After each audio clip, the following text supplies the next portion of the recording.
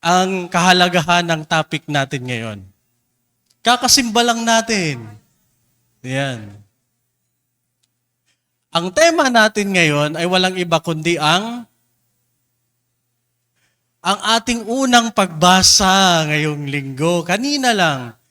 Siguro po hindi nyo maalala, ang unang pagbasa po natin ay pagbasa sa aklat ng Exodus. At yung pagbasa na yon ay tungkol sa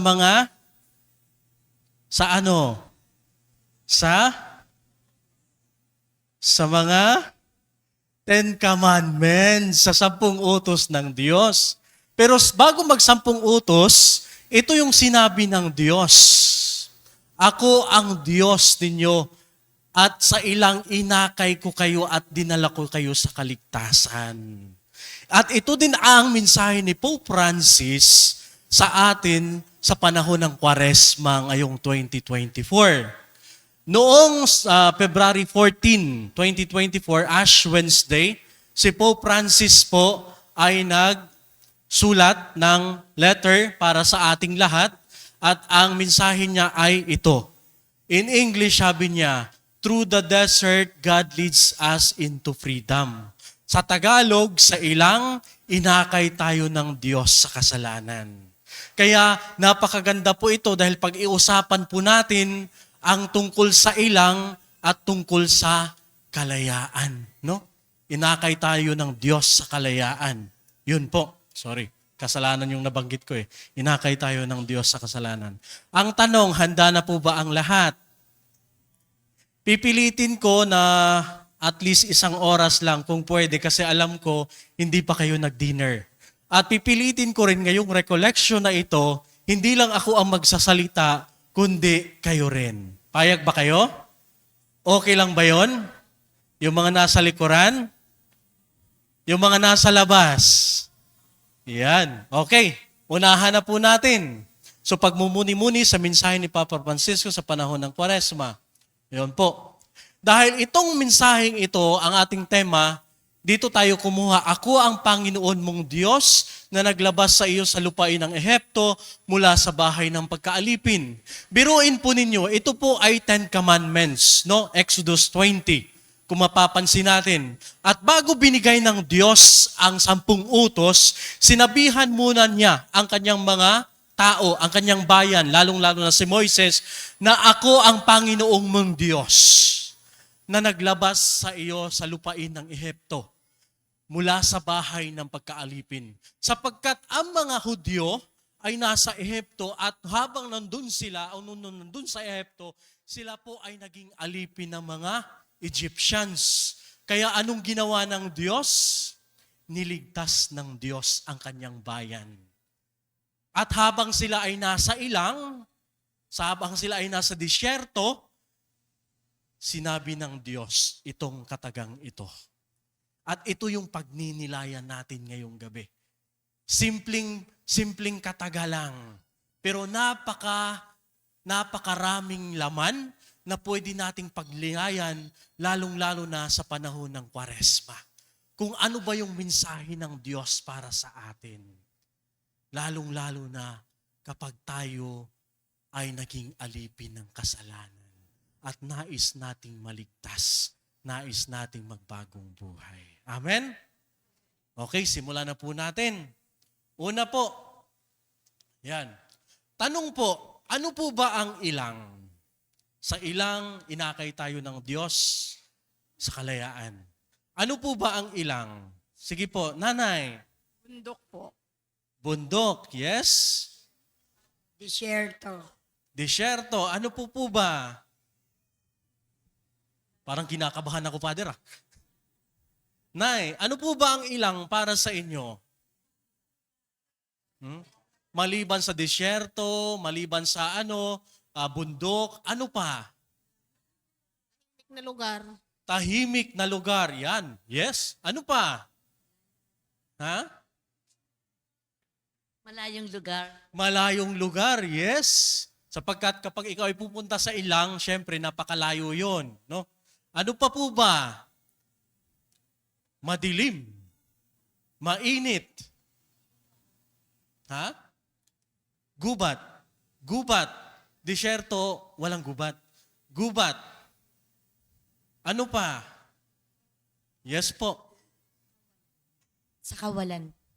Medyo lumalalim na tayo. Yan, dahan-dahan. No? Kawalan. Ayan, ano pa? Gusto ko yan. Yung mga dahan-dahan muna tapos biglang palalim ng palalim. Kasi gusto ko kayong mag-isip. Ano ba ang ilang? Okay, laliman natin ang tanong. Laliman natin.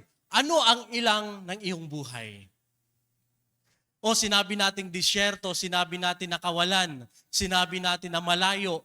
Pero kung ihahambing natin sa ating buhay, ano ba yung ilang na iyon sa buhay natin?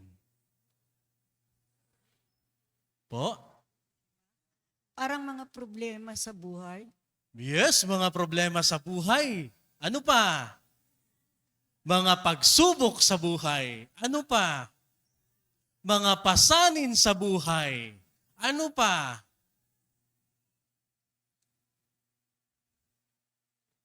Gusto ko yung mga mukha nyo, seryoso na tahimik na ano ba? No? Iniisip, ano kaya ang ilang ko sa buhay? No? Yung asawa ninyo, ilang ninyo sa buhay? Yung mga anak ninyo, mga ilang ba ninyo sa buhay? Mga problema ninyo sa buhay? Yung mga taong nangungutang sa inyo, ilang din ba? Humihiram lang tapos hindi na ibinabalik.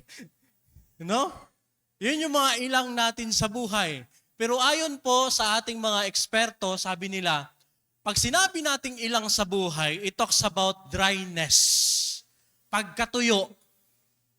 Oy, wag niyong isipin to ha, baka iba yung iniisip niyo na tuyo ha. Yung mga menopausal, mga tuyo na. No? Hindi ito yung ilang na ganito.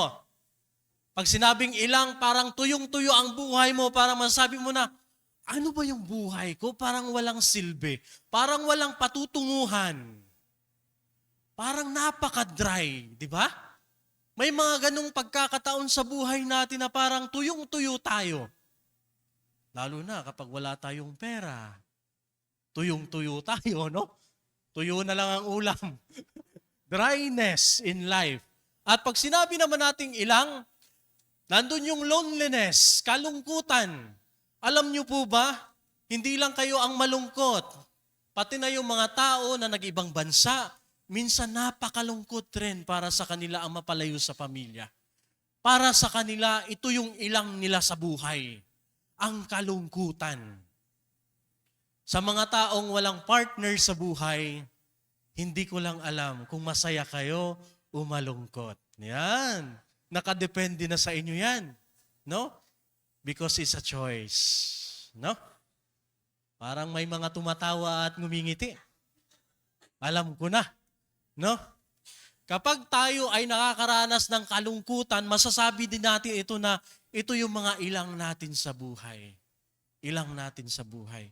At ang pangatlo naman, emptiness. Kawalan ng laman. Parang, ano ba to? Walang-wala na ako. Pag sinabi nating ilang sa buhay, emptiness. Yun po. At pag sinabi nating ilang, pointless. Walang kabuluhan. Palagi kang gumagawa, nagnenegosyo pero hindi ka umuusad, nagtatrabaho pero wala kang ipon. Lahat na ginawa mo pero walang-wala pa rin.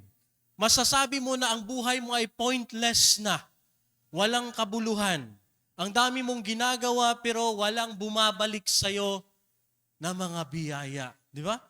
Ito yung mga ilang natin sa buhay. At ang huli, walang iba kundi lifeless. Pag sinabi nating ilang, walang buhay.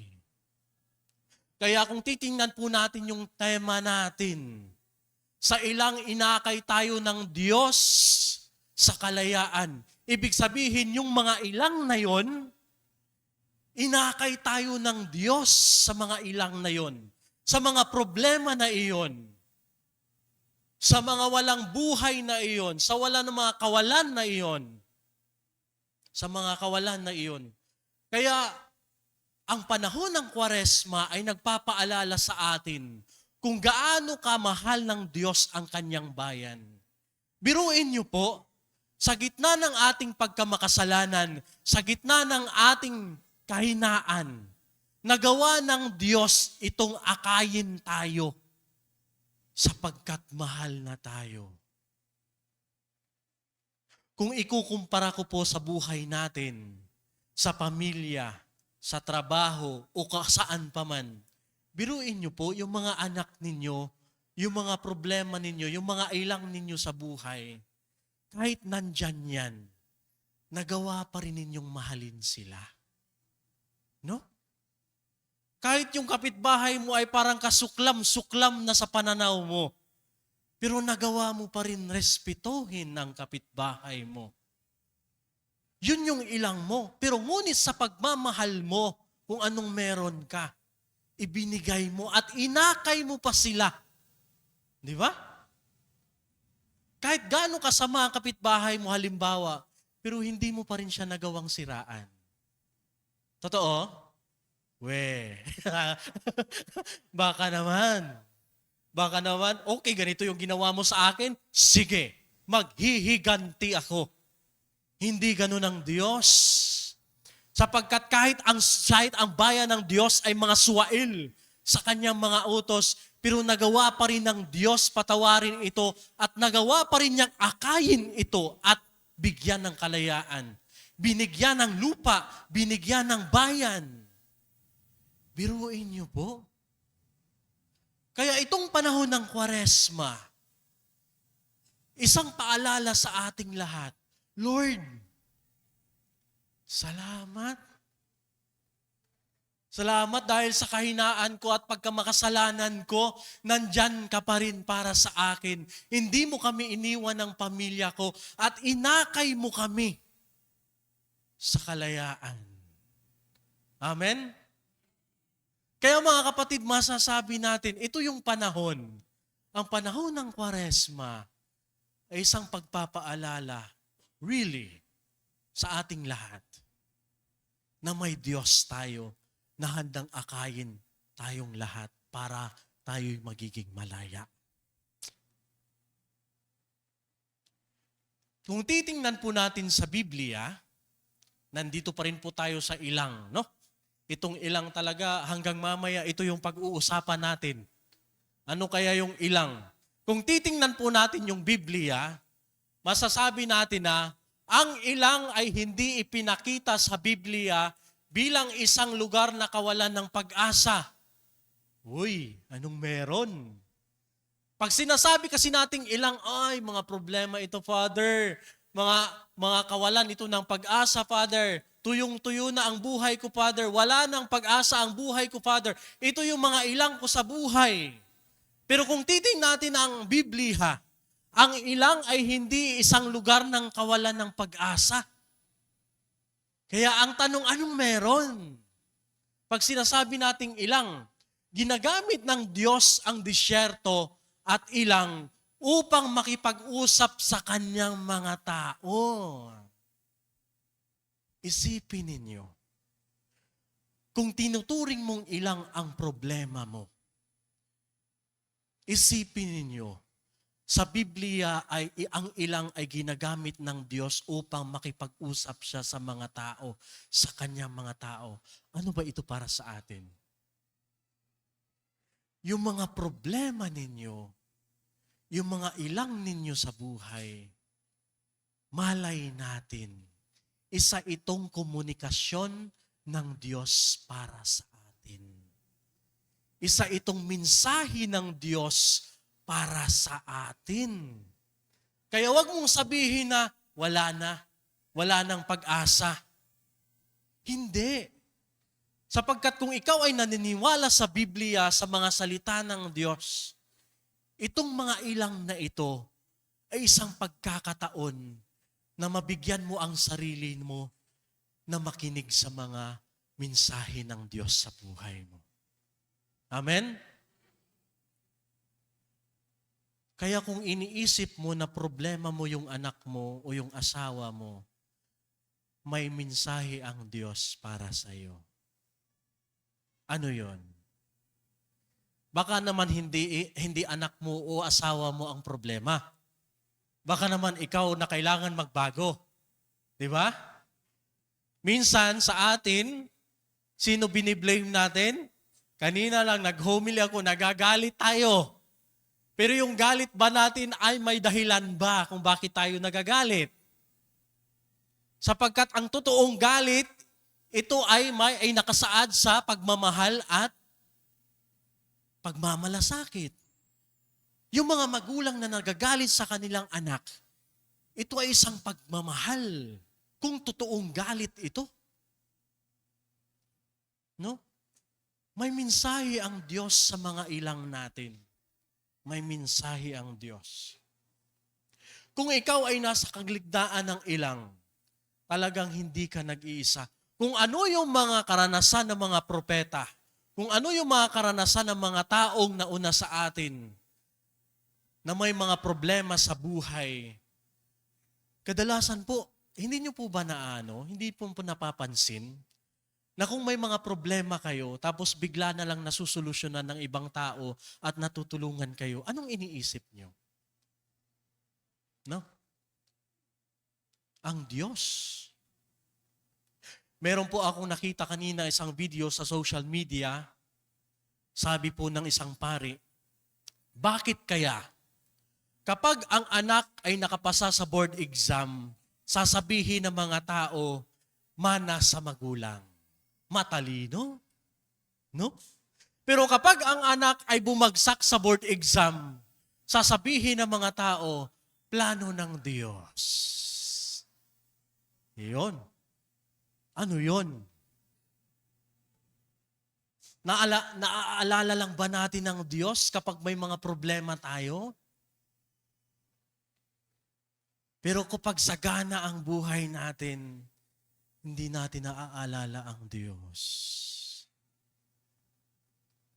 Amen? Yan. Next po. Sa Biblia pa rin. Hindi aksidenteng napunta si Jesus sa ilang. So kung titingnan natin, yung Ash Wednesday, ang gospel po ay the temptation of Jesus in the desert. Naalala niyo po ba? Si Jesus ay nagpunta sa ilang. Kusa siyang pumunta roon dahil gusto niyang makarinig mula sa salita ng Diyos.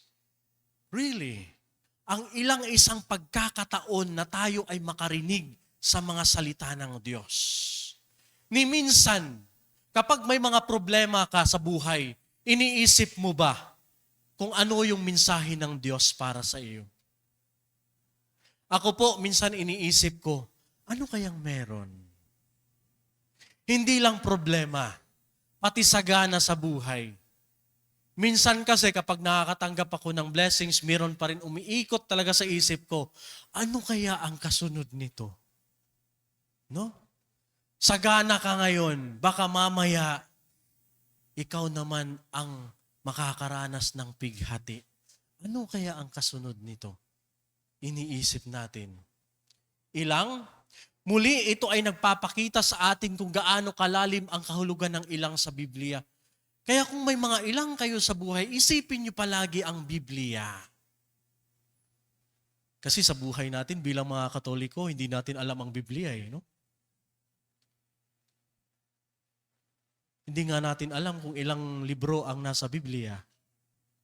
Ilan po ba? Ha? Again?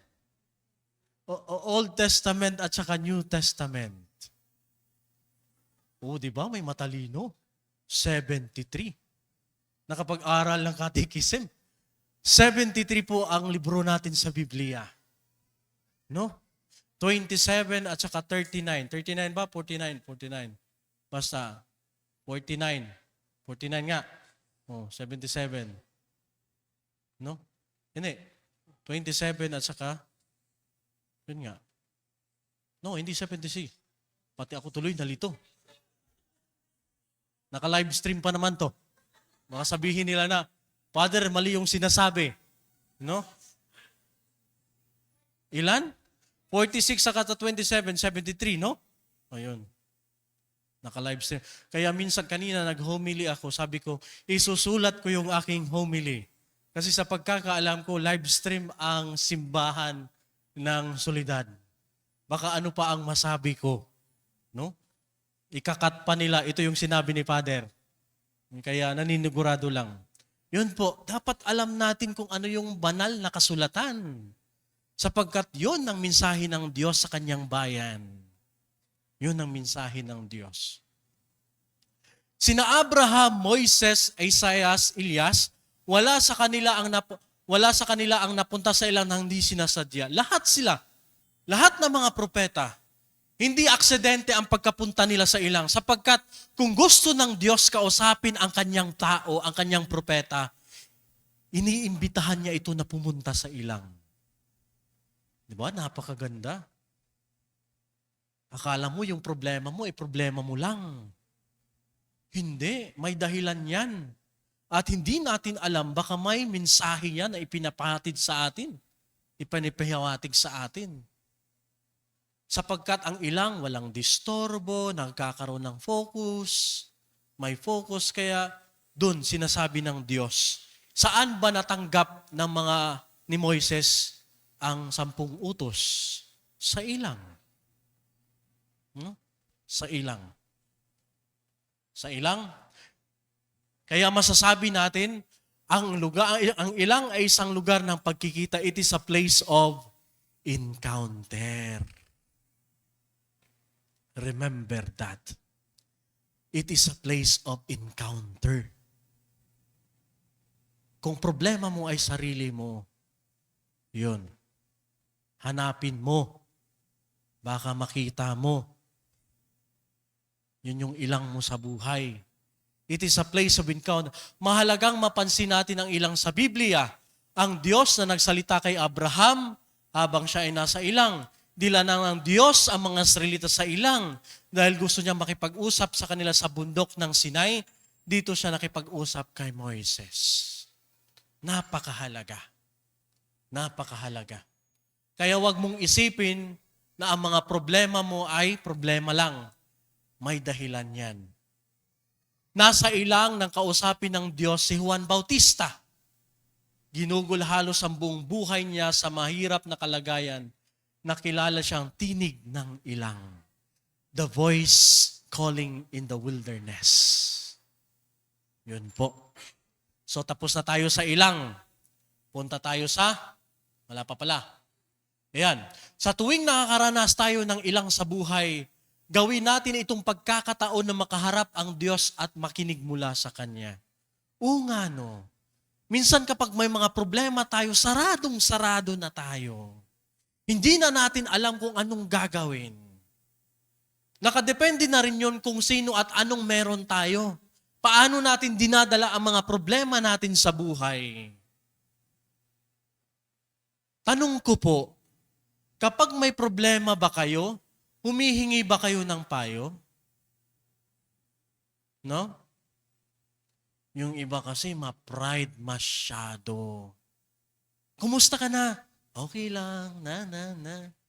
Dami na palang dinadala sa buhay. Tapos maya-maya sa makalawa, wala na pala. Anong ginawa? Nagbigti dahil hindi nakayanan ng problema. If you have problems, huwag kayong maging sarado. No?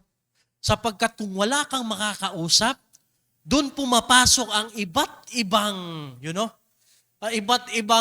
masabi na natin, gawain.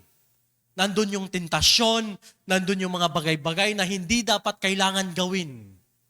Pero kapag may isa kang taong makakausap, at least, gagaan yung pakiramdam mo. Kaya nga po ang confession, nasa likod sa ating sacristy na habang ginagawa ngayon, ito ay nakakatulong sa ating lahat kapag tayo yung mga problema. Sapagkat hindi lang ito nakakatulong sa spiritual natin bilang Kristiyano, bilang mga anak ng Diyos, ito ay nakakatulong din sa ating emosyon. Di po ba kapag tayo ay nangumpisal, di ba pagkatapos ng kumpisal, ang gaan ng pakiramdam. Di ba? Pero bakit may mga tao pa rin na napakataas ng pride? Kahit may problema na sila, kahit nakagawa na sila ng kasalanan, pero hindi pa rin nila magawang maging bukas. Bakit ako mangungumpisal? pwede ko naman idiretso sa Diyos. At ang Diyos lang ang nakakaalam ng mga kasalanan ko. Ganun tayo. Nagiging sarado tayo. Pero hindi natin alam na yung mga problema natin, mga pagkakasala natin, may pinapahiwatig ang Diyos sa atin.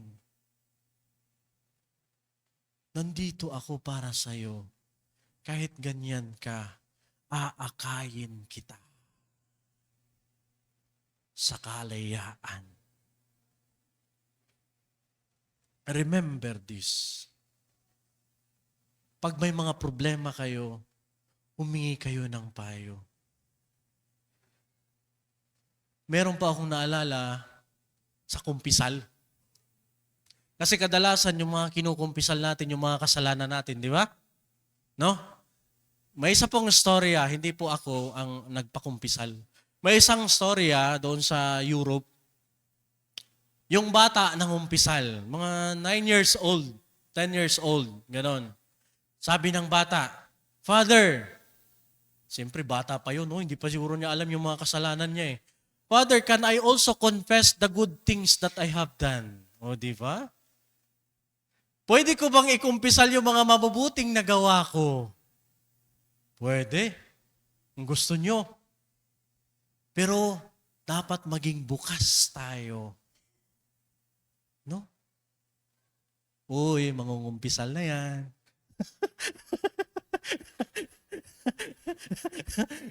Nandun si Father sa likod. No? Sino po ba sa inyo ang nangumpisal na? Uy, konti lang sila.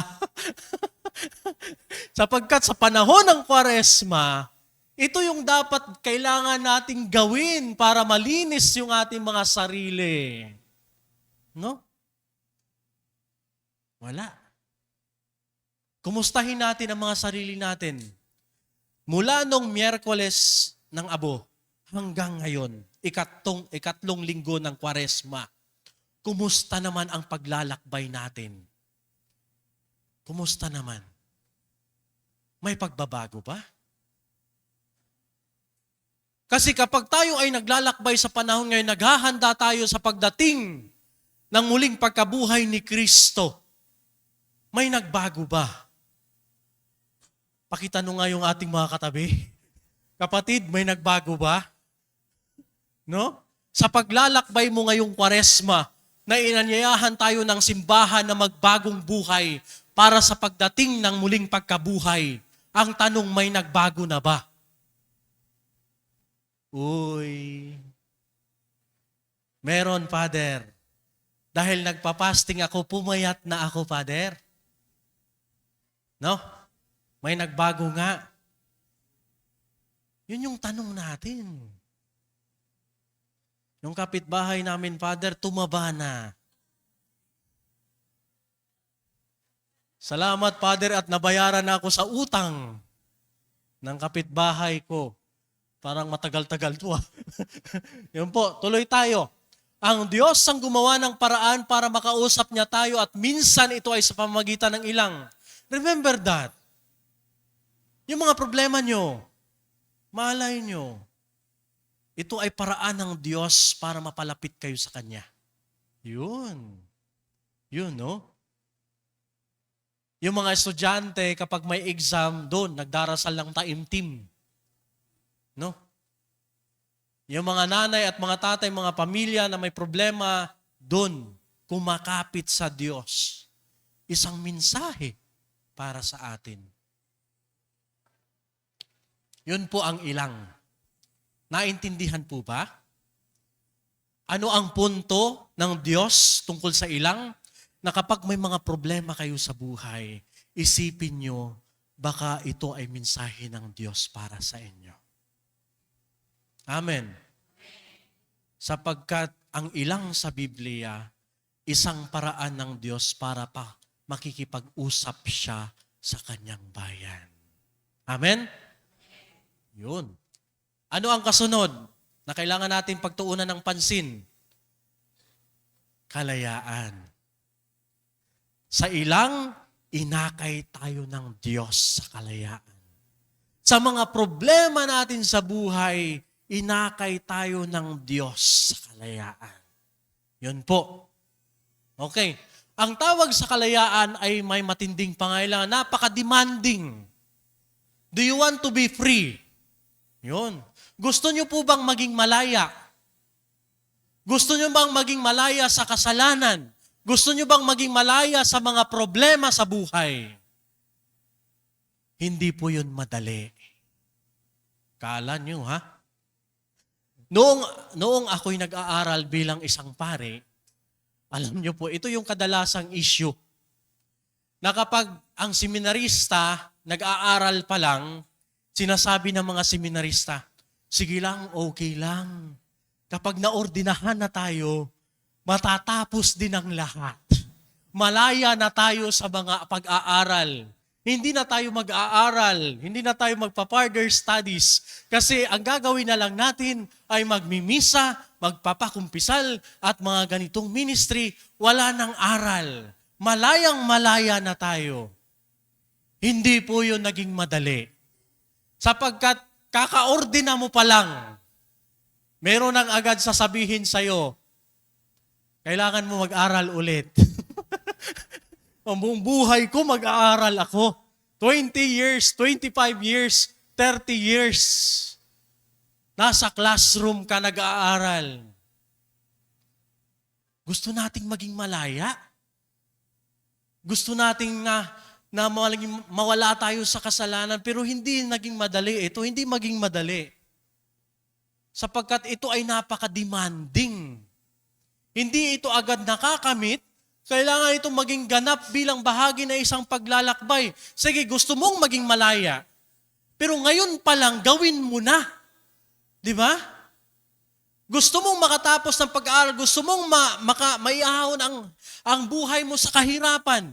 Pero wala ka namang ginagawa. Dapat ngayon pa lang, gawin mo na. Gusto mong mag-take ng board exam at pumasa. Pero hindi ka man lang nag-review ngayon pa lang. Di ba?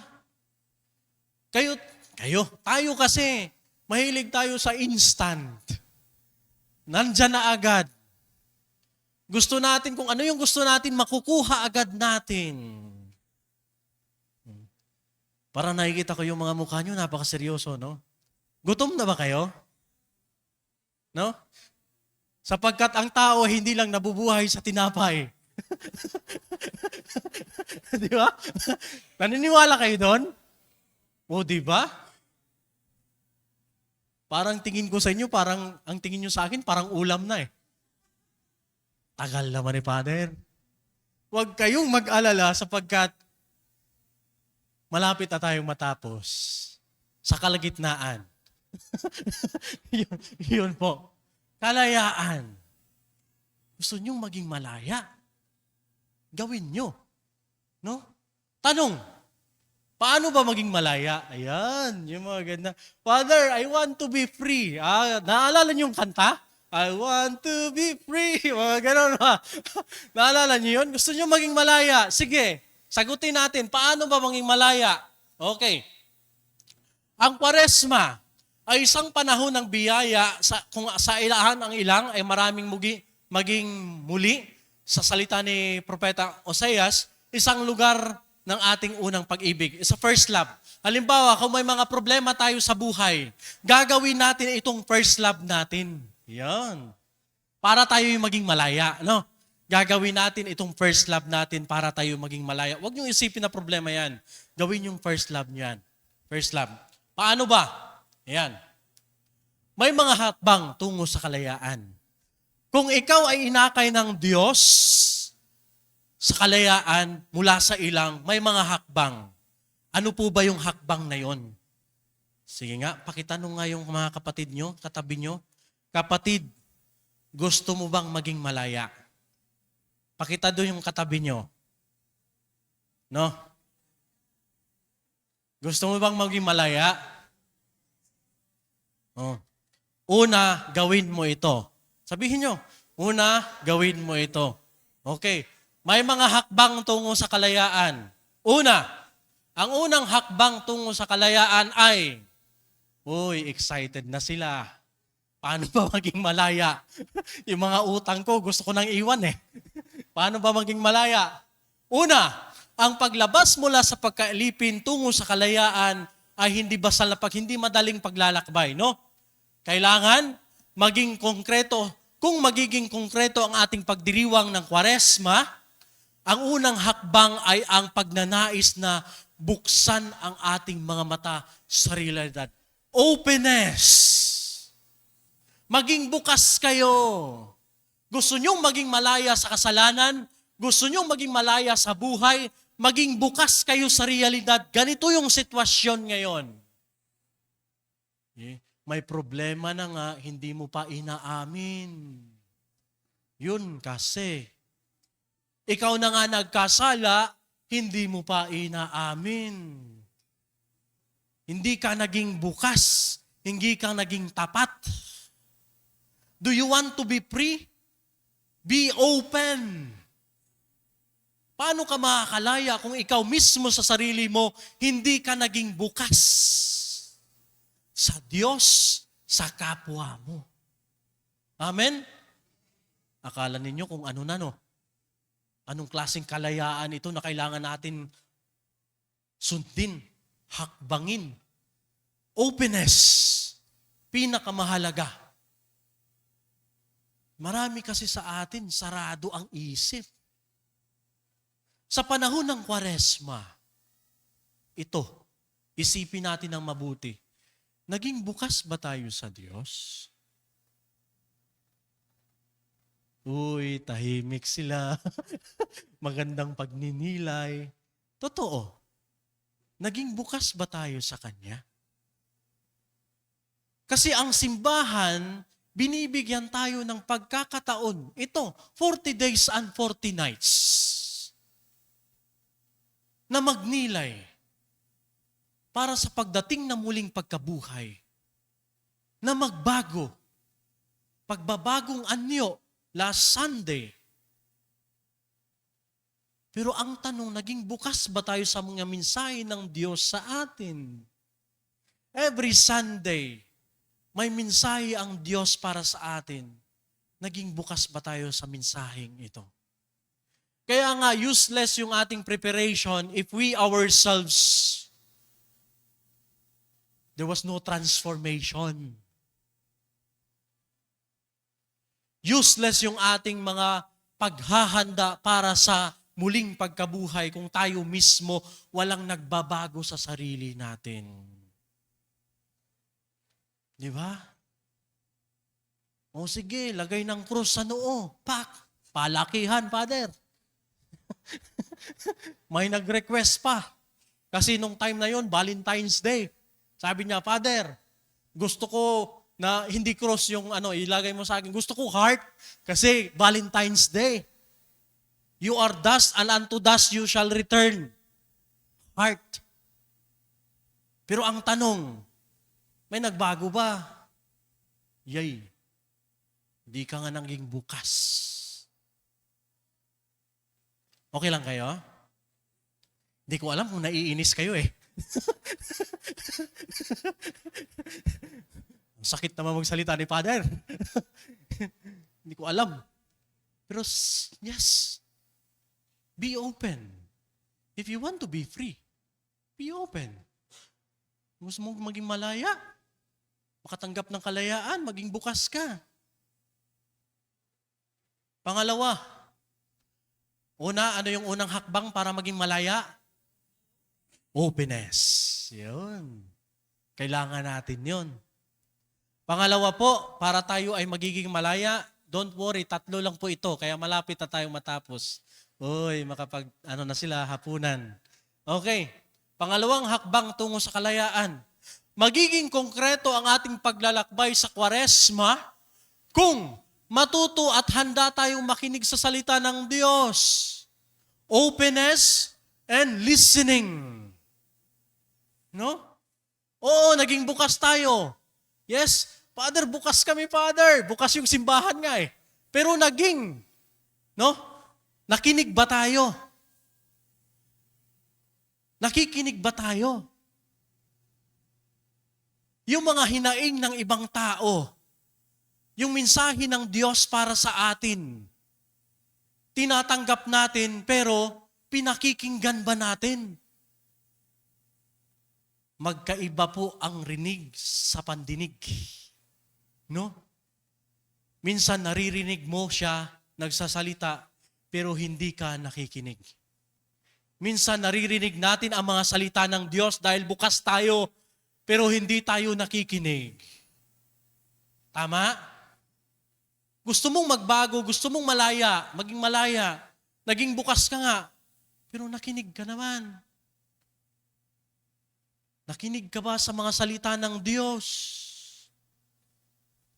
Ano ang aray, bakit parang may ground? Parang nanguryente ata. Nasobrahan sa kakahawak ng microphone. Naalala niyo ba yung gospel ng Sunday? Ano yon?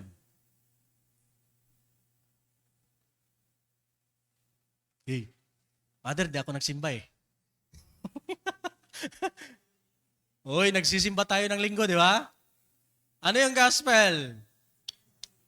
Transfiguration of Jesus. Ano ang sinabi ng Diyos kina Santiago, Juan, at sino pa yung isa? Pedro. Ano ang sinabi ng Diyos?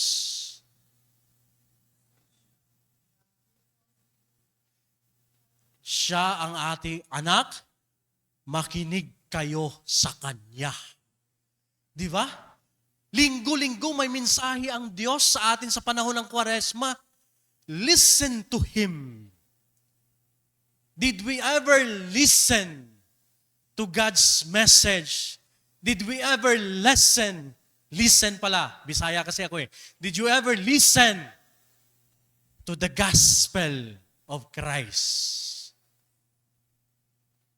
Kaya minsan, kapag may mga nagsisimba, at nakakasalamuha ko sila, tinatanong ko, nagsimba ka?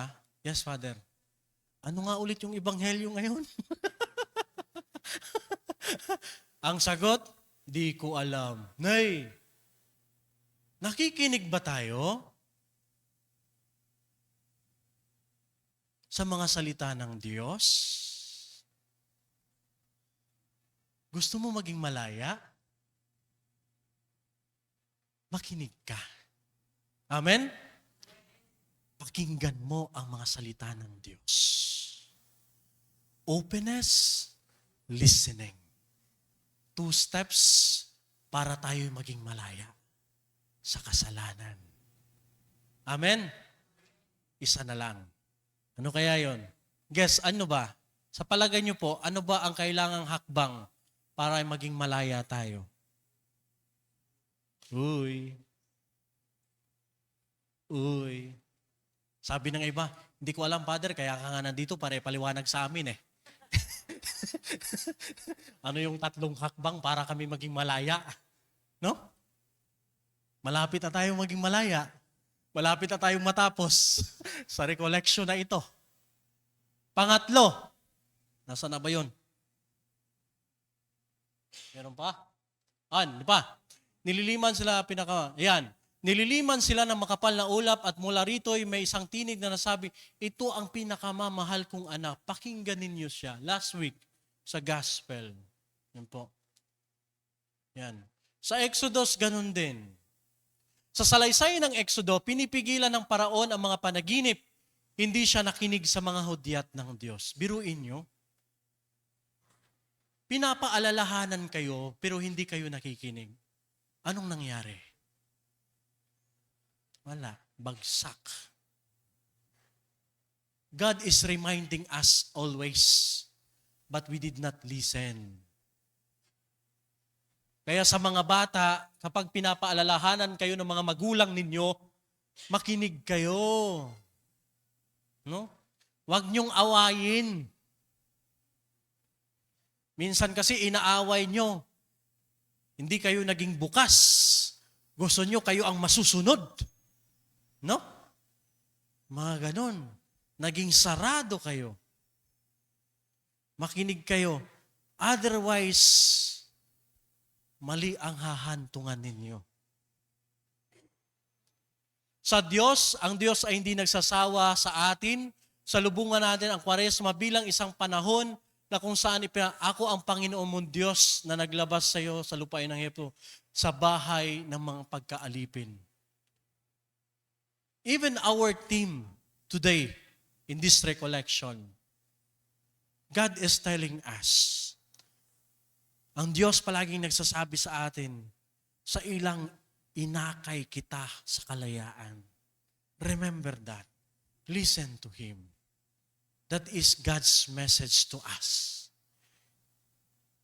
In the midst of our problems, sa gitna ng ating mga problema, inaakay tayo ng Diyos para magiging malaya tayo. Ang Kwaresma ay panahon ng pagbabago, panahon ng kalayaan. Totoo? Kung tayo ay naging bukas at tayo ay nakikinig. At ang pangatlong hakbang tungo sa kalayaan, walang iba kundi panahon para kumilos. At sa Kwaresma, ang kumilos ay nangangungulgan din ng paghinto upang huminto sa panalangin, upang matanggap ang salita ng Diyos. Oo, naging bukas ka. Oo, nakinig ka. Pero may ginawa ka ba? Yun lang. Di ba? Gusto mong maging malaya. Gusto mong maging malaya sa mga problema. Naging bukas ka sa mga tao, humingi ka ng mga payo, naging bukas ka sa Diyos, pinakinggan mo ang salita ng Diyos. Pero may ginawa ka ba? Yun lang. At itong gawa na itong pagkilos na ito ay hindi lang basta-basta nakakamit. Ito ay napaka-demanding. Kaya nga, ang palayaan ay isang demanding na bagay. Gusto mong maging malaya? Simulan mo ngayon. Tayo kasing mga Pilipino, meron tayong tinatawag na ningas kugon. Ayan. No? Sa simula lang, maganda. Sa simula lang, energetic. Oo, may ginawa ka, pero hanggang kailan? Yay. Wala. Do you want to be free? Be open, listen, and do something. Amen? Kaya anong masasabi niyo sa sarili ninyo? Anong masasabi ninyo sa habang naglalakbay kayo sa panahon ng Kwaresma? Naging bukas ba ako? Nakinig ba ako sa mga mensahe ng Diyos? At may ginawa ba ako? Ano ang kailangan natin gawin sa panahon ng Kwaresma? Bilang practice natin? Prayer, almsgiving, and ano pa? Ano pa? Fasting. Yun ay nagpapaalala sa atin. Mga concrete practices para tayo'y maging malaya, nakakatulong sa atin. Openness, listening, and acting. May natutunan? No? Mga kapatid, habang tayo ay papalapit na sa Easter Sunday o muling pagkabuhay ni Kristo, kung wala man nagbago mula noong Kwaresma o mula noong Miyerkules ng Abu hanggang ngayon, may panahon pa. No? May panahon pa. At nawa sana itong mga hakbang na ito na binigay ko sa inyo, galing sa kay Santo Papa Francisco, no? Nawa ito ay magiging instrumento natin habang tayo ay papalapit na sa muling pagkabuhay. Tanong lang, karapat-dapat ba tayong tumanggap sa kaligtasan na binigay ni Kristo sa atin? Si Jesus ay nagpakamatay, inialay ang buhay para sa ating lahat. Karapat-dapat ba tayong tumanggap? Kaya ang panahon ng Kwaresma ay isang pagninilay. Pagninilay na may Diyos dahil sa kanyang pagmamahal, ibinigay niya ang kanyang anak. At ang anak na yon na Diyos ay inialay niya ang kanyang buhay para sa atin. Maging bukas tayo sa mensahe na yon. Makinig tayo sa mensahe na yon. At gumawa tayo ng mabuti sa ginawa ni Jesus para sa atin. Amen? May natutunan? Hindi naman inantok?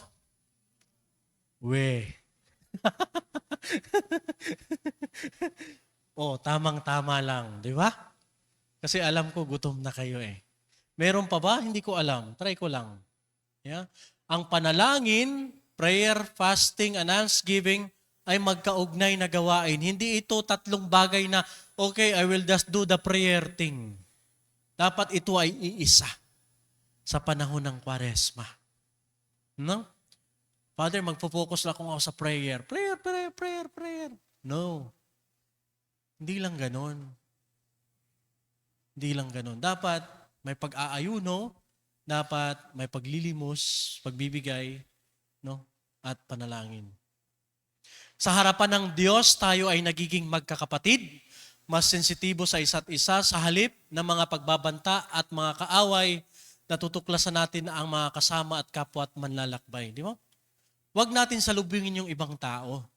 Minsan kasi nagkukumparahan tayo. Take them as your companion. Synodality. No? Kaya nagiging sara tayo kasi ang isip natin sa ibang tao, kalaban. Isipin mo na kasama mo sila sa paglalakbay, lalong-lalo na sa panahon ng Kwaresma. Amen. Parang meron pang isa. Ang Kwaresma ay panahon ng pagbabalik loob at nagpaalala sa atin na sa gitna ng ating pagkamakasalanan, nandyan ang Diyos palagi, hindi nagsasawang akayin tayo sa kasalanan. Remember that. Sinabi ko na kanina, halimbawa, kahit gaano pa ka makasalanan ang anak mo, suwail ang anak mo, mamahalin at mamahalin mo pa rin yan. Hindi mo kayang ipagtabuyan yan kung totoo kang ina, kung totoo kang ama. At ganun ang Diyos dahil totoo siya. Kahit ganot pa tayo ka makasalanan, mahal pa rin niya tayo at kaya niya tayong akayin sa pagkaalipin. Amen. Parang habang tumatagal, dumadami yung nasa PowerPoint, ano? Parang amin kami ng Father dito, amin ng amin ah. Dahil napakagandang pagnilayan, sa pag-ibig ng Diyos tayo ay naligtas. Sa pag-ibig ng Diyos tayo ay nagkaroon ng kalayaan. Ito ang mensahe ng ating mahal na Santo Papa ngayong panahon ng Kwaresma. Sa ilang inakay tayo ng Diyos sa kalayaan. Maraming salamat po. Yun lang po. No? Nasaan po ba si Padre? Sino ba ang magko-close nito? No? Wala na? Okay. Bago tayo maghiwa-hiwalay, I wish you a fruitful Lenten season and Holy Week. No? Naway maging mabunga ang inyong pagninilay sa panahon ng Kwaresma at pagdating ng banal na linggo, Holy Week. Maraming salamat po.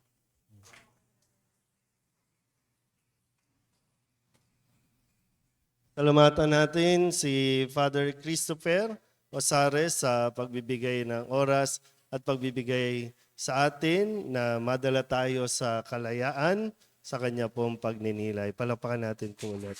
Salamat, Brad. Sana sa uulitin. Magsitayo na po ang lahat para sa pagbabasbas.